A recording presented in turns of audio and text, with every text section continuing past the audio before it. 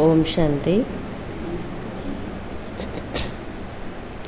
April 21 तारीख मुरली बाबा कहते मीठे बच्चे बाप आया है तुम्हें करंट देने, तुम देही अभिमानी होंगे। बुद्धि एक बाप से होगा तो करंट मिलती रहेगी। बाबा बुद्धि में आसछंदे करेंट दबा पाई, शक्ति दबा पाई, हेले नबार विधि कोडा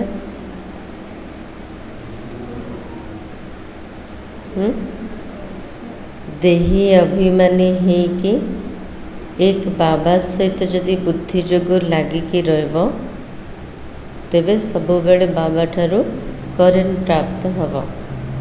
प्रश्न है, सबसे बड़ा आसुरी स्वभाव कौन सा है जो तुम बच्चों में नहीं होना चाहिए? सबुठारु बड़ आसुरी स्वभाव कौन जोटा पिला मान को भितरे न रहबा उचित? सबुठु बड़ आसुरी स्वभाव कोडा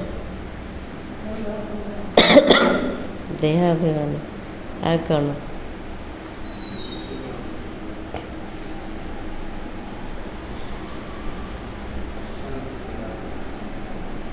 भाई कमलेश भाई? छउतर अशांति फैलाना यह है सबसे बड़ा आसुरी स्वभाव। बाबा कुछ ना अशांति सृष्टि करवा एटा हूँ सबुठु बड़ आसुरी स्वभाव। अशांति फैलाने वाले से मनुष्य तंग हो जाते, वह जहाँ जाएंगे वहाँ अशांति फैला देंगे। बाबा कुछ कारण किसी ना अशांति सृष्टि करवा स्वभाव सेमती, संस्कार सेमती, जोठी जीवे सेठी अशांति सृष्टि करेंगे। तो बाबा कहते अशांति सृष्टि करिया वाला प्रति समस्ते विरक्त होते, इसलिए भगवान से सभी शांति का वर मांगते हैं। जदि सेटा आसुरी स्वभाव, आमर स्वभाव कोड़ा शांत रहिबा, शांति फैलेबा, सेतिपई भगवान का ठारू समस्ते शांतिर वर मागंते। तो बाबा कौन अटंती? शांतिर सागर। आमे सब पिला माने के शांत स्वरूप आत्मा। गीत है, यह कहानी है दीवे और तूफान की। ओम शांति। मीठे मीठे सिकिलते बच्चों ने गीत की लाइन सुनी। गीत तो ये भक्ति मार्ग का है, फिर उनको ज्ञान में ट्रांसफ़र किया जाता है और कोई ट्रांसफ़र कर न सके। गीतर लाइन कौन सुनिले?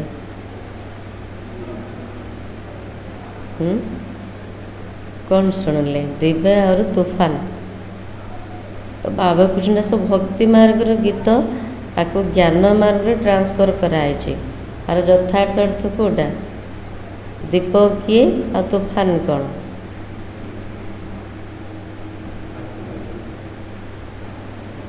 दिया हूँ आत्मा, माया हूँ तूफान। तुम्हारे में भी नंबरवार पुरुषार्थ अनुसार जान सकते हैं दीवा क्या है, तूफान क्या है।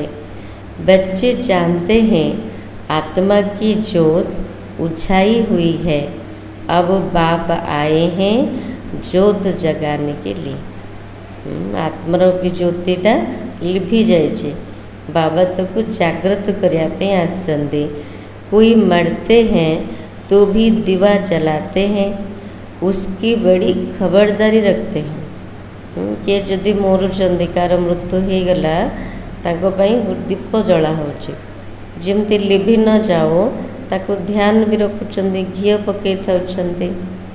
समझते हैं दीवा अगर बुझ गया तो आत्मा को अंधियारे से जाना पड़ेगा, इसलिए दीवा जलाते हैं। कौन पे दीप जलाते? जो आत्मा शरीर छाड़देला भावुचंदी जदि दीप लिभिजीव ताको अंधकार जीवाक पड़िबो, सेतिपई दीप जलाई थांती। वहाँ तो सोचरे में होंगे। अब सतयुग में ये बातें होती नहीं। सतयुग रे एमती दीप जलाया को पड़ोन कि शरीर छाड़े। बाबा प्रिंसिप तो सब आलोक थे।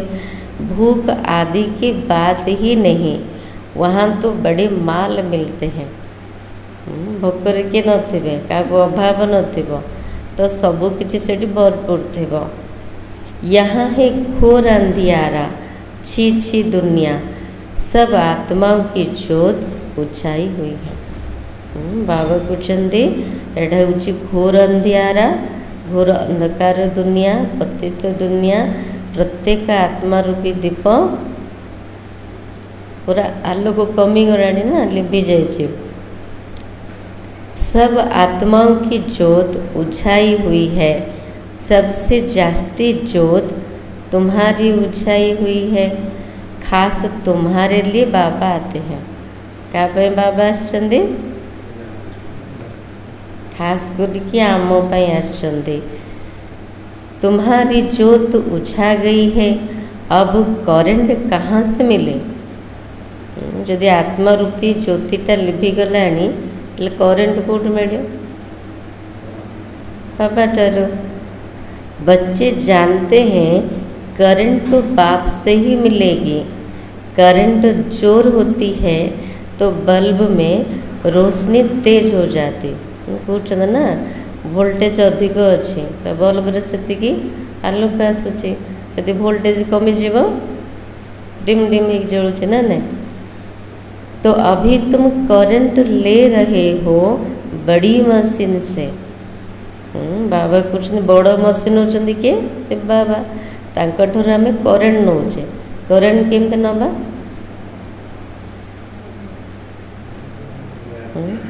जमती दीटा तार जोड़िले करंट आसुचे ना, तार ऊपर रबर को हटाया पड़ुचे।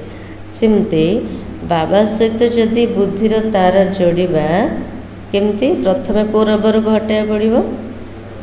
देह देहर संबंध दुनिया सब रबर, ताकू हटाया पड़िबो।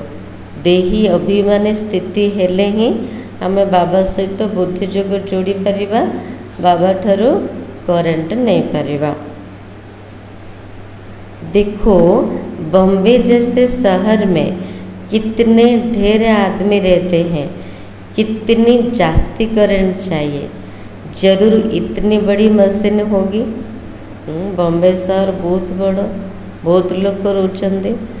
एते बड़ सहरटा को आलोकित करने सेते बड़ मशीन दरकार। सारी दुनिया के पतित मनुष्यों को पावन करने वाला सुप्रीम बाप आया है, सबकी जोत जगाने। मूल बात बाप समझाते, बुद्धियों को बाप से लगाओ, देही अभिमानी बनो। आत्मा को करेंट मिली चलो, शक्ति मिलिब केते बेले? देही अभिमानी होइकी जदि बुद्धि जोग के बाबा सहित लगौचंदे।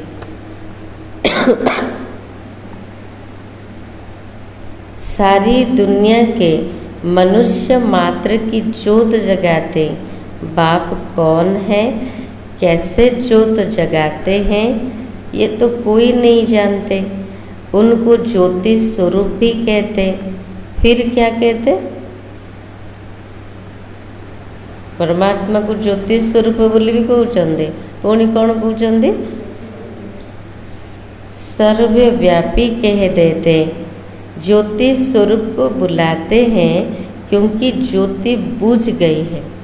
ज्योति स्वरूप को कौन पे डाकुचंदी ना? ज्योति सब लिभि जाइए।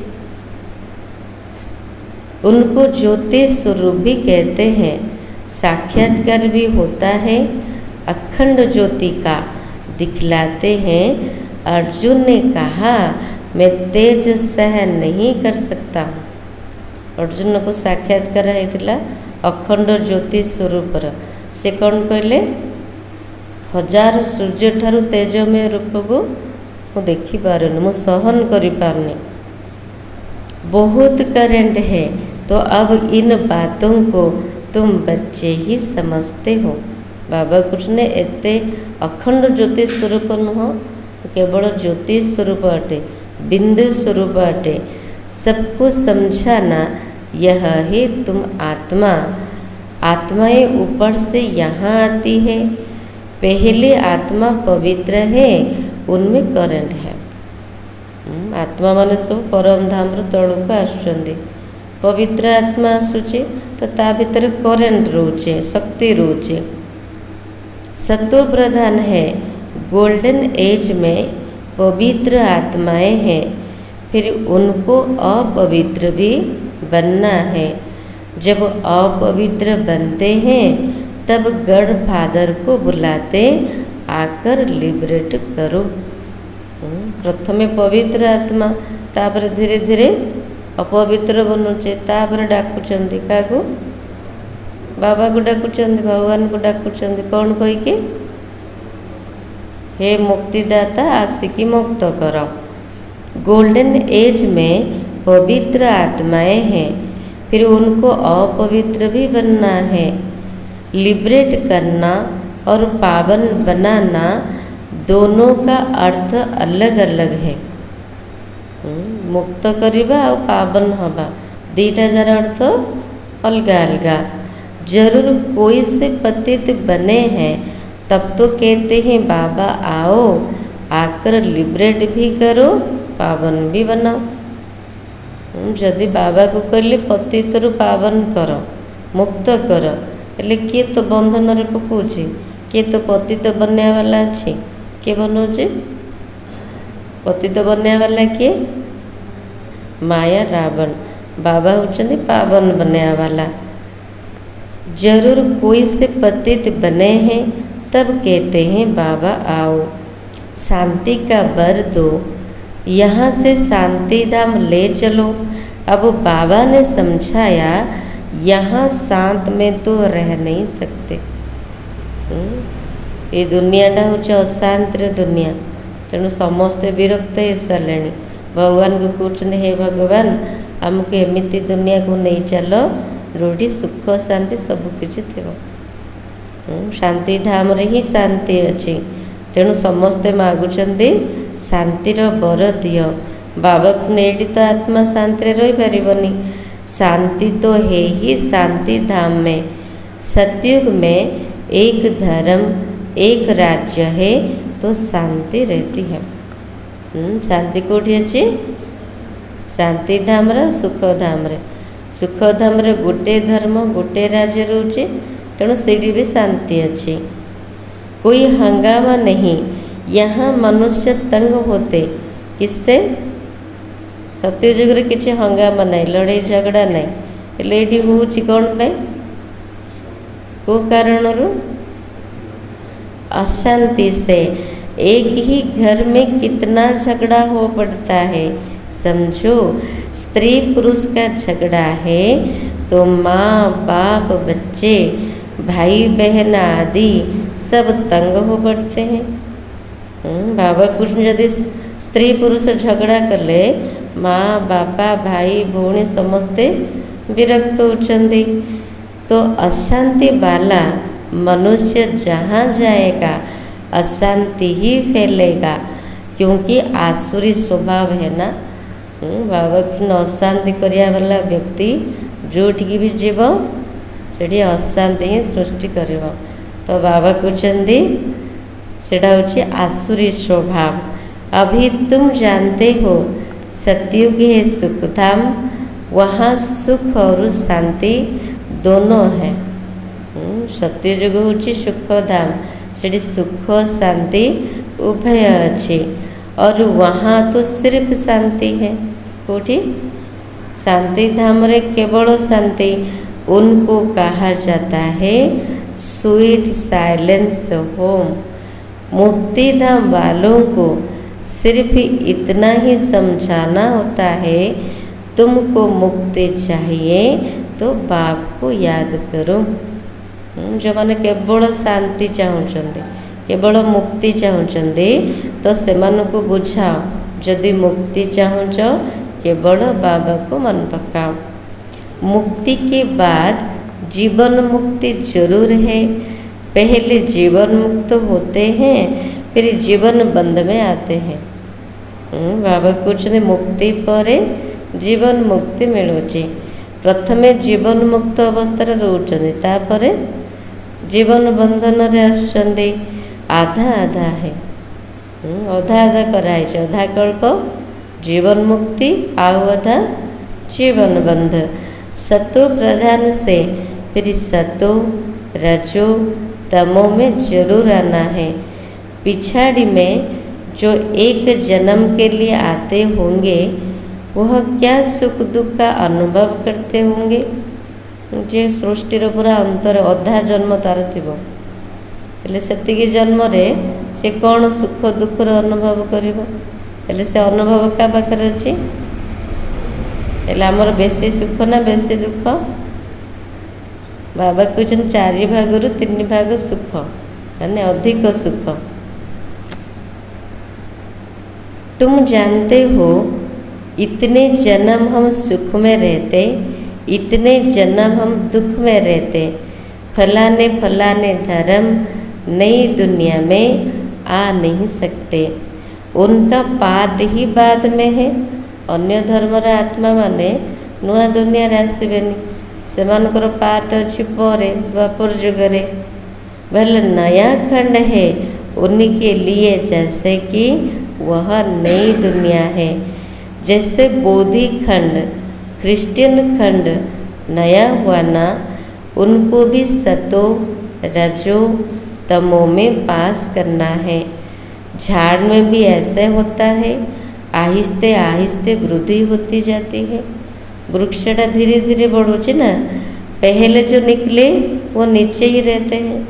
जो पत्रटा प्रथम बाढ़ से तलू रह जाऊँच, गछड़ा ऊपर ऊपर बढ़ी बढ़ी जाऊँच ना। देखा है ना नए नए पत्ते कैसे निकलते, छोटे छोटे हरे पत्ते निकलते रहते हैं, फिर फूल निकलता है। छोट गछड़ा केमती हो देखी सब पूरा सबुज हो, छोट छोट सब पत्र हो, कौलिया पत्र हो, धीरे धीरे बड़ होपर फूल हो। नया झाड़ बहुत छोटा है। बाबा ये नुआ वृक्ष क्या कहते, सत्य युग बहुत छोट हो। बाप आकर मनुष्य से देवता बनाते हैं। नया बीज डाला जाता है, उनकी पूरी परवरिश नहीं होती तो सड़ जाता है। छोट गछटा नुआ गछटा ताकू जदि भले कि पालना देवेनी कौन हम सड़ी जीव। सेमती एठी जदि बाबा को जदि ठीक रे पालना न नब ज्ञान जुगर, तबे ज्ञान मार्ग रे तिष्ठि पारिबनी। राजधानी स्थापन होती है ना, बहुत फेल हो पड़ते हैं। राजधानी तो समस्त दरकार, कारण बाबा कृष्ण बहुत फेल भी हो जाउछंदी। बच्चों की जैसी अवस्था है ऐसा प्यार बाप से मिलता है। प्यार काठू मिलुचे,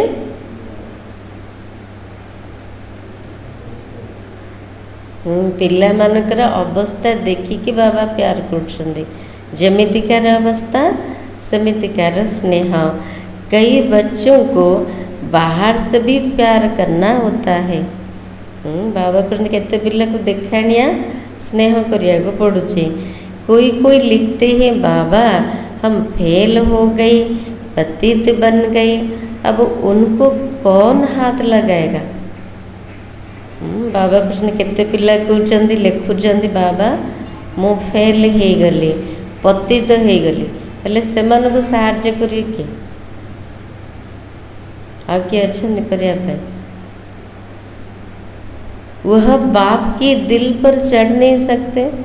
फेल जदि हो गले बाबार हृदय ओह्लई पड़े, पवित्र को ही बाबा वर्षा दे सकते हैं। पहले एक एक से पूरा समाचार पूछ पोता में लेते हैं। जन जन को पचारिकी बाबा चाट रखुले जैसे अवस्था वैसा प्यार। समस्त बाबा पचारिकी समाचार नौले तो बाबा कुछ जो प्रकार अवस्था से प्रकार स्नेह। बाहर से भल प्यार करेंगे, अंदर जानते हैं ये बिल्कुल ही बुद्धू है, सर्विस कर नहीं सकते। बाहर भले प्यार करते लेकिन भीतर तो रोज ना ये बुद्धू अट किसी भी बुझो नहीं, क्या बुझो नहीं, सेवा करो नहीं, ख्याल तो रहता है ना। अज्ञान काल में बच्चा अच्छा कमाने वाला होता है तो बाप भी बहुत प्रेम से मिलेगा। लौकिक मध्य जार चारिटा पुओ थिबो, जो पुओटा अधिक कमाई करथबो ताको माँ बापा प्यार करेंगे, बहुत भलरे मिसबे।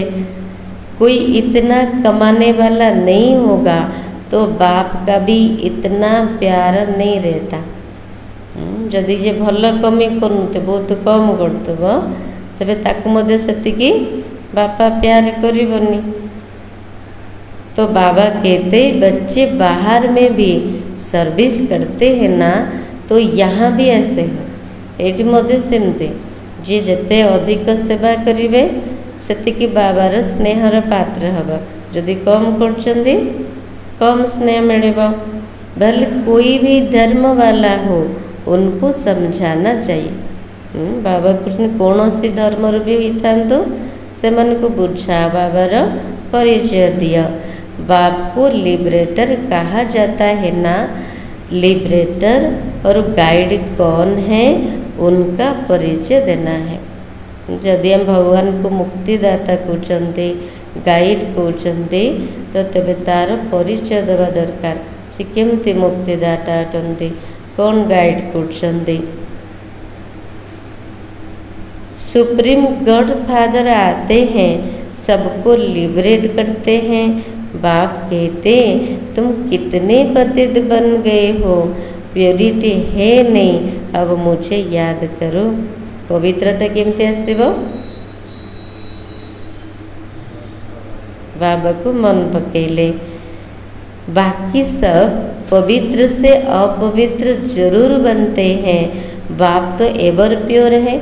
बाबा सदा पावन अटंती, बाकी सब आत्मा माने पतित्र पावन होचंदी, पावन पतित होचंदी। पुनर्जन्म लेते लेते उतरते आते हैं, इसी समय सब पतित है। इसलिए बाप राय देते बच्चे तुम मुझे याद करो तो पावन बन जाएंगे। आत्मा केमती पावन हब, बाबार राय होची केवल मते मन पकाओ, हेले आत्मा पावन हो पारिबो। अब मौत तो सामने खड़ा है, माता ने सुनचंदी, देखा गला मृत्यु। बाबा कृष्ण मृत्यु सामने रे ठिया के अच्छी। पुरानी दुनिया का अब अंत है, पुराना दुनिया रे अंत हवा को जाऊँचे। माया का पंप कितना है, इसलिए मनुष्य समझते ये तो स्वर्ग है। बाबा कृष्ण पुराना दुनिया में शेष हवा को जाऊँचे, किंतु दुनिया आहरी चाकचक्य होची। मायार आडंबर बहुत अच्छी, आकर्षण बेसी अच्छी, भावुचन एटा ही स्वर्ग। एरोप्लेन, बिजलियाँ आदि क्या क्या है, यह सब है माया का पंप। ये सब साधन बाहर लाने, ये सब होची मायार आडंबर। अब यह खत्म होना है, फिर स्वर्ग की स्थापना हो जाएगी। ये बिजलियाँ आदि सब स्वर्ग में तो होते हैं, अब यह सब स्वर्ग में कैसे जाएगा, जरूर जानकारी वाला चाहिए ना। बाबा कहते सबू जाने जना शुणा थिबा दरकार ना, जानकारी वाला। तुम्हारे पास बहुत अच्छे अच्छे कारीगर लोग भी आएंगे। बाबा कहते भल भल कारीगर वाला भी आसबे, वह राजा में तो आएंगे नहीं, फिर भी तुम्हारी प्रजा में आ जाएंगे। जो माने भल भल बड़ बड़ कारीगर वाला तो से माने राजा तो आसबेनि, किंतु प्रजा रे आसीजे। इंजीनियर आदि सीखे हुए अच्छे अच्छे कारीगर आएंगे, भल भल इंजीनियर आसबे, कारीगर आसबे।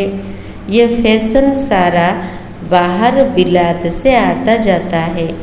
तो बाहर वालों को तुम्हें शिव बाबा का परिचय देना, बाप को याद करो। तुमको भी योग में रहने का बहुत पुरुषार्थ करना है। इसमें ही माया के तूफान लगते हैं। कौन पुरुषार्थ करिबा? समस्ते बसुँच कौन पुरुषार्थ करिबा? बाबा को मने पकेबार। एतरे ही माया विघ्न पकाउछि, तूफान आसुछि। तो बाबा कहते, बाप सिर्फ कहते माँ में कम याद करो। ये तो अच्छी बात है। क्राइस्ट भी उनकी रचना है। रचयिता सुप्रीम सोल तो एक है, बाकी सब है रचना। वर्षा रचता से ही मिलता है। ऐसे ऐसे अच्छे पॉइंट जो है वह नोट करनी चाहिए। बाबा कुछ नहीं, भल भल पॉइंट नोट कर। को पॉइंट बाबा कहले एबे? रचयिता होचंदी जणे, बाकी सब है रचना। रचयिता ठारू ही संपत्ति मिलुचे, रचना ठारू संपत्ति मिलेबनी। बाप का मुख्य कर्तव्य क्या है? बाबांकर मुख्य कर्तव्य कौन कौन करछन्ति बाबा? पतितर पावन बनौछन्ति। आ कौन करछन्ति? पढ़ाई पढ़ुछन्ति। सबको दुख से लिबरेट करना एटा होछि बाबार मुख्य कर्तव्य। समस्त को दुखरु मुक्त करेबा। वह सुख धाम और शांति धाम का गेट खोलते हैं। दीटा गेट कौन कौन? शांति धाम, सुख धाम। उन्हें कहते हैं, हे लिबरेटर, दुख से लिबरेट कर हमें शांति धाम, सुख धाम ले चलो। केमती डाकुचंदी समस्ते? हे मुक्तिदाता, दुखरु मुक्त करिके शांति धाम, सुख धाम को नहीं चलो। जब यहाँ सुख धाम है, बाकी आत्माएं शांति धाम में रहते हैं। सृष्टि जिते सुख धाम रोचे, आम जो सत्य जुगरे देवी देवता रूप में राज्य कर, बाकी सब आत्मा माने शांति धाम रोचंदे। हेवन का गेट बाप ही खोलते हैं। एक गेट खुलता है नई दुनिया का, दूसरा गोटे नुआ दुनिया गेट खुलुचे। आ गोटे गेट शांति धाम का। अब जो आत्माएं अपवित्र हो गई है, उनको बाप श्रीमत देते, अपने को आत्मा समझो, मुझे याद करो तो तुम्हारे पाप कट जाए। बाबा को जो आत्मा माने पवित्र अपवित्र ही जाइछन्ते, सेमानकु बाबा श्रीमत दौचन्ते।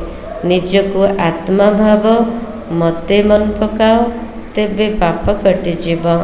अब जो पुरुषार्थ करेंगे तो फिर अपने धर्म में ऊंच पद पाएंगे। एमिति जो माने पुरुषार्थ करिवे, निज निज धर्म रे उच्च पद पाइबे। पुरुषार्थ नहीं करेंगे तो कम पद पाएंगे। कौन पुरुषार्थ? निज को आत्मा भाविकी बाबा को मन पकेबार। यदि न करिवे कम पद पाइबे। अच्छी अच्छी पॉइंट नोट करो तो समय पर काम आ सकती है। बाबा कृष्ण भल भल पॉइंट नोट कर, तबे समय अनुसार काम रे आसीबो। बोलो शिव बाबा का ऑक्यूपेशन हम बताएंगे तो मनुष्य कहेंगे ये फिर कौन है जो गॉड फादर शिव का ऑक्यूपेशन बताते हैं। आमे कौन कहते? आमे शिव बाबा कर्तव्य कौन शुणेबू? से माने कौन कहते? गॉड फादर किए जे माने कौन कर्तव्य शुणेबे? बोलो तुम आत्मा के रूप में तो सर्वप्रदर्श हो, फिर प्रजापिता ब्रह्मा द्वारा रचना रचते हैं तो भाई बहन होते। गॉड फादर जिसको लिबरेटर गाइड कहते हैं, उनका ऑक्यूपेशन हम आपको बताते हैं। जहाँ को समझते गाइड कूचंदे, लिबरेटर कूचंदे, तो आमे तांकु जानिचु, तांकर जीवन कहानी को जानिचु, कर्तव्य जानिचु, तेणु आमे तांकर कर्तव्य विषय सुनेबू। जरूर हमको गॉड फादर ने बताया है तब आपको बताते हैं। आमको मत किसी जाना नथिला, आमको भी बुझाया वाला सुनेवा वाला किए अटंते से गॉड फादर अटंते। सन सोच फादर, यह भी समझाना चाहिए आत्मा बिल्कुल छोटा स्टार है, इन आँखों से उनको देखा नहीं जाता। ना मैं निज को देखी पार्छन ना क्या देखी पार्छन, देखी पार्छन। आत्मा हूँ बहुत सूक्ष्म स्टार, अति सूक्ष्म, ताको खाली आखिरे देखी हबन। दिव्य दृष्टि से साक्षात्कार हो सकता है।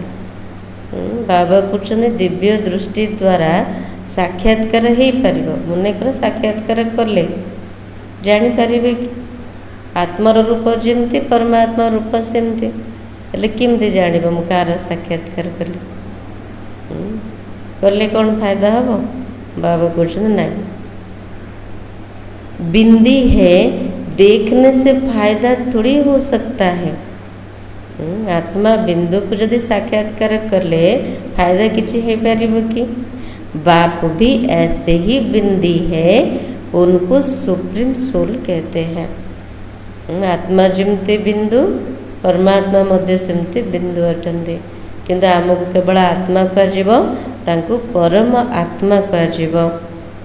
सोल एक जैसा ही है, परंतु वह सुप्रीम है, नॉलेजफुल है, ब्लिसफुल है, लिबरेटर और गाइड है।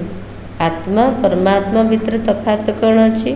रूपर समान, साइज गोटे, किंतु तफात कौन अच्छी? ज्ञान गुण शक्ति रे। से ज्ञानर सागर, आनंदर सागर सुप्रीम अटंती, लिबरेटर गाइड अटंती, उनकी बहुत महिमा करनी पड़े। बाबा कहते परमात्मा कर महिमा बहुत कर। जरूर बाप आएंगे तब तो साथ में जाएंगे ना, आकर नॉलेज देंगे। बाबा जदि आसवे समस्त को साथ रे नहीं कि जीवे, ता पूर्व कौन कर बाबा? ज्ञान दौरान, योग्य बनाऊँ। बाप ही बतलाते आत्मा इतनी छोटी है, मैं भी इतना हूँ। आम निजे निजे को जान नी, भूली जाते किए बतेले? बाबा। जो आत्मा हूँ बहुत सूक्ष्म, बाबा कुछ मुझे एत छोट अटे। नॉलेज भी जरूर कोई शरीर में प्रवेश कर देंगे, जेहेतु परमात्मा निराकार अटंते, तेणु ज्ञान दवापाई कार शरीर तो आधार ने, कार शरीर ब्रह्मांकर। आत्मा के बाजू में आकर बैठूंगा। बाबा कुछ मु कौटी बसबी? ब्रह्मा को शरीर रे भ्रुकुटी मझे पाखरे मु बसुची। मेरे में पावर है, अर्गन से मिल गए तो मैं धनी हो गया। बाबा कुछ मो भीतर बहुत पावर अच्छी, बहुत ताकत अच्छी, मत शरीर मिलगला तेणु मु तार मालिक हो गली। इन अर्गन्स द्वारा बेड समझाता हूँ। इनको एडम भी कहा जाता है। कहा को? ब्रह्मा बाबा को एडम कूचंदे, आदि देव कूचंदे। एडम है पहला पहला आदमी। ब्रह्मा होचंदी प्रथम मनुष्य। मनुष्यों का सिजरा है ना, यह मात पिता भी बनते, इनसे फिर रचना होती है। ब्रह्मा मात पिता भी बनते, तांको द्वारा रचना मध्य होची। हे पुराना, परंतु एडाप्ट किया है, नहीं तो ब्रह्मा कहाँ से आया? ब्रह्मा बाबा सबुठु पुराना ना, प्रथमे तांको एडाप्ट करछंती। ब्रह्मा के बाप का नाम कोई बताए? आम छड़ा किए जाने? ब्रह्माकर बापा के बाबा। ब्रह्मा विष्णु शंकर ये किसकी रचना तो होगी ना, रचयिता तो एक ही है। बाप ने इनको एडाप्ट किया। ये इतने छोटे बच्चे बैठ सुनाए तो कहेंगे ये तो बहुत बड़ी नॉलेज है। छोट पिला मैंने बुझेबे कौन कहे, ये तो बहुत बड़ ज्ञान अटे। जिन बच्चों को अच्छी धारणा होती है, निशानी क्या है? यदि धारणा होची भल रूप रे केमती जना पड़िबो?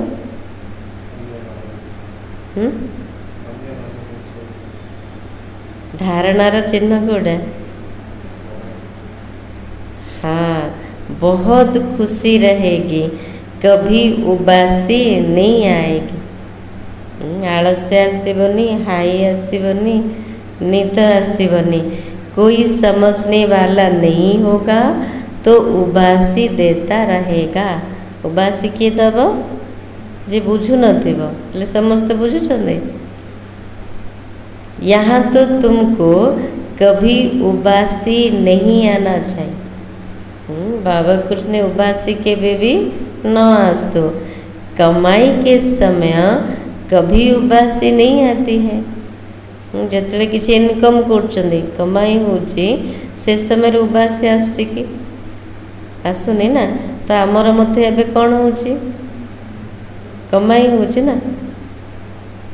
ग्राहक नहीं होंगे, धंधा ठंडा होगा तो उबासी आती रहेगी।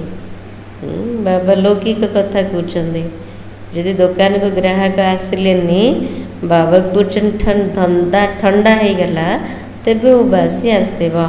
यहाँ भी धारणा नहीं होती है, कोई तो बिल्कुल समझते नहीं है। बाबा को नेट मध्य शुणुचंदी, यदि धारणा हेनी तेबे उबासी आसब। के तो बिल्कुल भी बुझुना कौन भाई? धारणा होनी, बुझुना को कारण? देह अभिमान है, देही अभिमानी हो बैठ नहीं सकेंगे।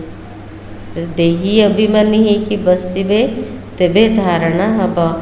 कोई ना कोई बाहर की बातें याद आ जाएगी। आत्मा है कि बसले बाबा मन पड़े, बाबार कथा बुझा पड़े, धारणा हम। जो देह भाविकी बसते जिते सब बाहर कथा आसब ना देह संबंधित, जदि कथा सब मन पड़ा तो ये बसी किसी बुद्धि भीतर को पशबनी। पॉइंट आदि भी नोट नहीं कर सकेंगे, सुरुड़ बुद्धि झट नोट करेंगे। यह पॉइंट्स बहुत अच्छी है। स्टूडेंट की चलन भी टीचर को देखने में आती है। सेंसिबल टीचर की नज़र सब तरफ फिरती रहती है। तब तो सर्टिफिकेट देते हैं पढ़ाई का, मैनर्स का सर्टिफिकेट निकालते हैं। ये पाठ भी पढ़ाऊँगी, मैनर्स मध्य सिखाऊँगी। कितना एब्सेंट रहा वो भी निकालते हैं। केते दिन स्कूल को प्रेजेंट रहिले, केते दिन एब्सेंट रहिले तार मध्य बाहर कराऊँगी। यहाँ तो बल प्रेजेंट होते परंतु समझते कुछ नहीं, धारणा होती नहीं। रेगुलर आसुचंद प्रेजेंट रोचंदे किंतु शरीरटा प्रेजेंट किंतु मन एब्सेंट। तो बाबा कहते किसी बुझुना, धारणा किसी होनी। कोई कहते हैं बुद्धि डल है, धारणा नहीं होती। बाबा क्या करेंगे?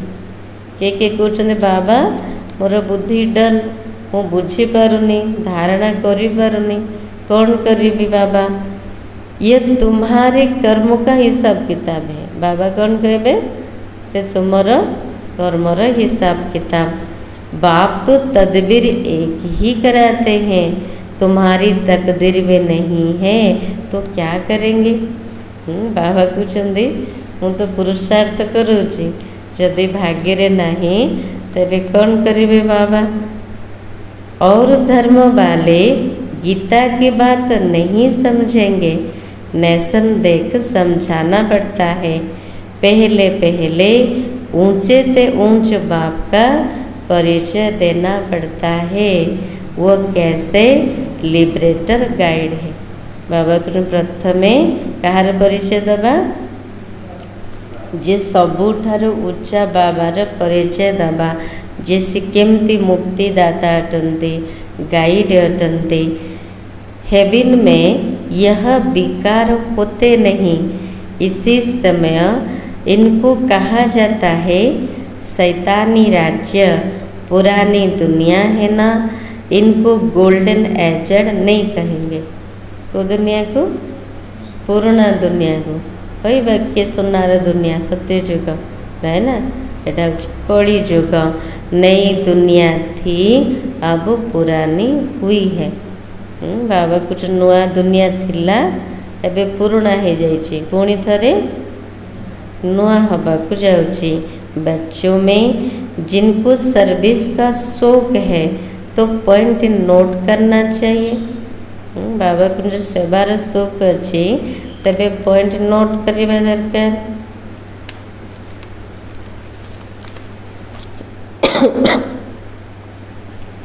अच्छा, मीठे मीठे सिकिलते बच्चों प्रति माता पिता बाप दादा का याद प्यार और गुड मॉर्निंग। रूहानी बाप की रूहानी बच्चों को नमस्ते।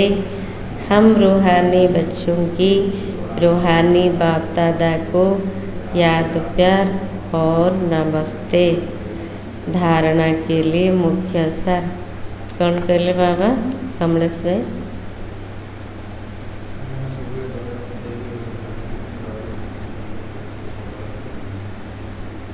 आओ बाबा भाई।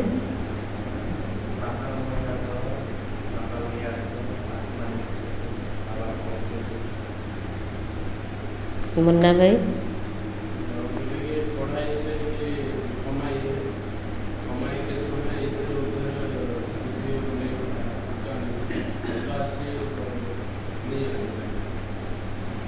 शांति बनी।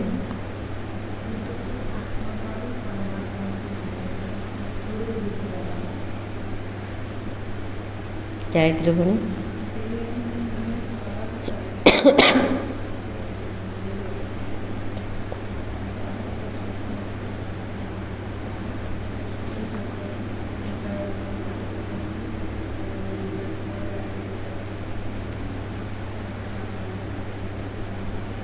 अच्छा, धारणा फर्स्ट पॉइंट। पढ़ाई में बहुत बहुत कमाई है, इसलिए कमाई खुशी खुशी से करनी है। बाबा कृष्ण पाठ पढ़ारे बहुत कमाई होची। यदि कमाई होची केमती करिबा। बाबा कृष्ण खुशी खुशी रे कमाई कर। पढ़ते समय कभी उबासी आदि ना आए, बुद्धियों को इधर उधर ना भटके। तेणु बाबा कृष्ण अटेंशन दिया पाठ पढ़ा समय रे केबे उबासी आदि न आसु, आलस्य न आसु, हाई न आसु, बुद्धि जोगो एपटे सेपटे न भटको। पॉइंट नोट कर धारणा करते रहो। बाबा कृष्ण बुद्धि रे ज्ञान को धारणा करो।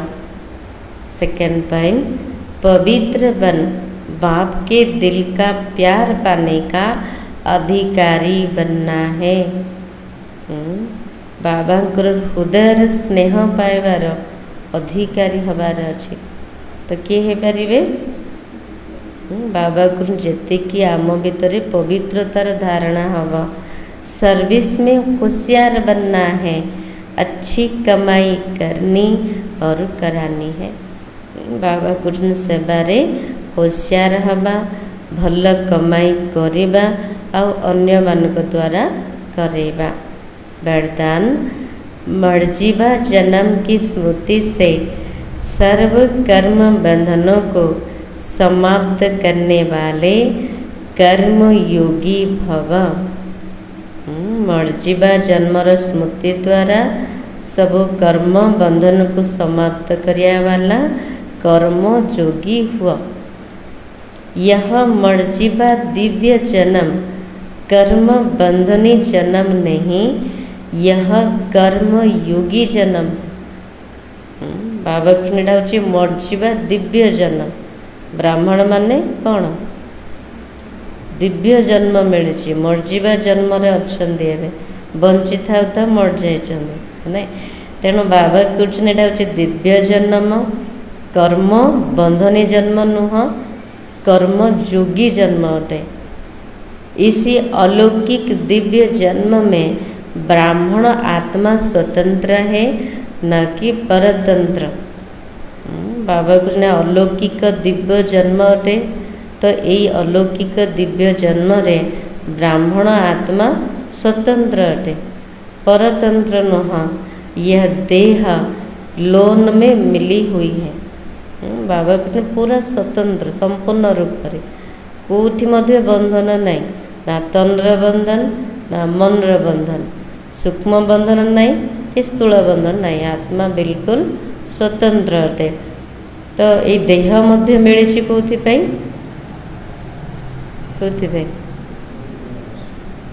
सेवा करने है तेणु लोन रे आम यहाँ नहीं आमर भी नहीं केवल सेवा करने उद्देश्य रे बाबा हमको देते। सारे विश्व की सेवा के लिए पुराने शरीरों में बाप शक्ति भर भर चला रहे हैं। बाबा को एमती स्मृति रहीकि कार्य कर सेवा कर सारा विश्वर सेवा करने बाबा ये पुराना शरीर रे शक्ति भरी भरी की चलाउछन्ति। जिम्मेवारी बाप की न कि आपकी। जिम्मेवारी कार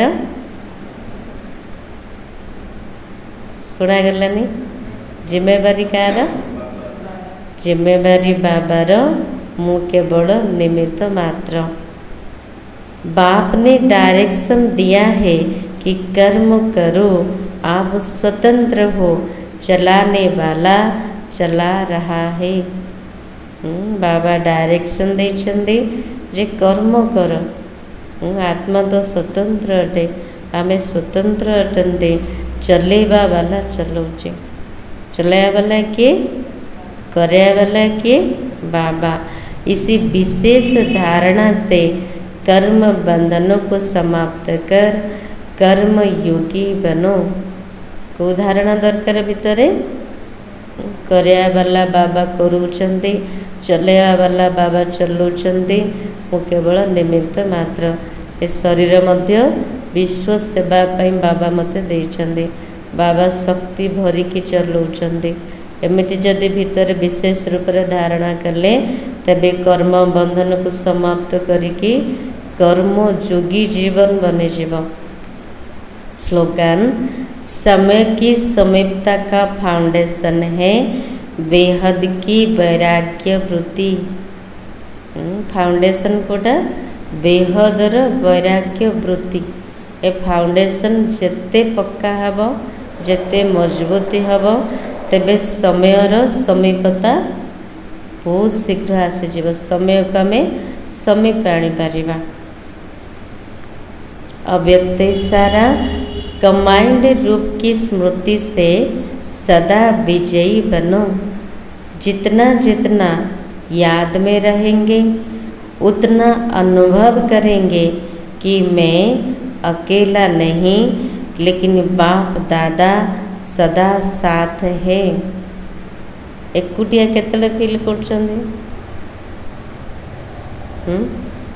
तले भावुछन्ते मैं एकुटिया किए तो जने दरकार साकार रे दरकार स्थूल रे किए दरकार। जेतेबेले आमे बाबा को भूलुचन्ती सेतेबेले भावुचन्ती मु एकुटिया अटे। तो जेतिकी जेतिकी याद रे रहिबा बाबार स्मृति रे रहिबा सेतिकी अनुभव हब जो मैं एका नुह मो सहित किए अछन्ती बाप दादा अछन्ती।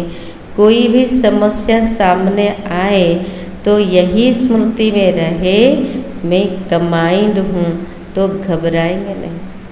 कौन सी समस्या आसू परिस्थिति आसू तेरे से समय रे कौन स्मृति रहा मो एका नुह मु कमांड अटे मुझ शिव शक्ति अटे बाबा मो सहित अछन्ती बाबा मोर साथी तेबे केबे भी विचलित हेबेनी।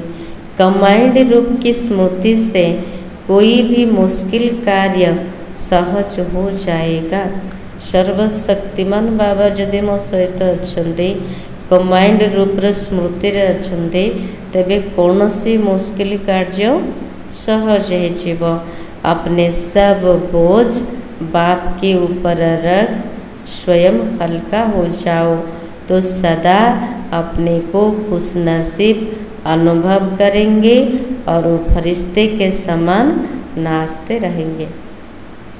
सब जगह बोझ कार बाबार दौरान बाबा को सब जगह बोझ बाबा को देकी पूरा हल्का हो जाओ तेबे निजको खुश नसीब अनुभव करिब आउ फरिश्ता समान नाचिब पूरा हल्का मन सब बेले खुशी रे नाचिब। आज सम्मान हो मैं कर्मयोगी हूँ।